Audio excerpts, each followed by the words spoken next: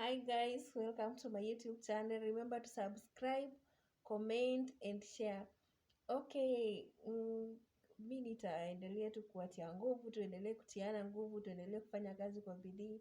I'm talking about wale watu wote ambao wametoka Kenya kwa ajili ya kutafutia riziki, kutafutia familia zao riziki na pia kujiendelesha wenyewe kwa wenyewe. Okay, still talking about wale mademu wageni wale wenye wanafeel kutujoin very soon. Okay, ukikuja kwa nyumba ya Mwarabu, today I want to talk about the pets. Waarabu wanapenda pets sana. Kuna wale wako na pets kama wanyama na kuna wale ambao wako na pets kama ndege. So ukienda kwa nyumba ya Mwarabu na upate kuna pets, please take good care of the pets. Usiende ukapata wamefuga kitu ukaua, ukanyonga. Because mimi naweza kosana na Mwarabu sana kwa sababu ya vitu zake kama hizo. So kama upendi mwambie tu from day one haupendi hizo pets, atakuelewa. But sio huzihamu. Like for me for example, mimi niko na mnyama mmoja na niko na ndege mmoja.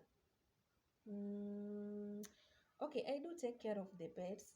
Ni wazuri, they are so loving. Na nawapenda sana by the way. So I think I can show you the cat and the bird. Okay, the cat anaitwa Busi.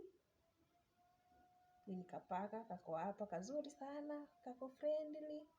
Mzuri sana, nampenda sana. Alafu ndege anaitwa Zura. Hizo pets zao mostly utapata zote ziko na majina.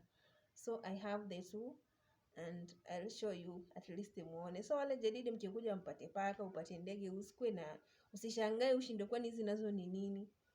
Just know ni kitu ya kawaida venye tu Kenya watu hufuga mbwa. Hata Kenya by this kuna watu wako na pets, kuna wenye wako na mbwa, kuna wenye wako na paka. Kuna pia wenye wanafuganga hizo ndege pia. So si kitu eti ni ya maajabu sana. Ukikuja ukizipata, take good care of it, okay? Let me show you the cat.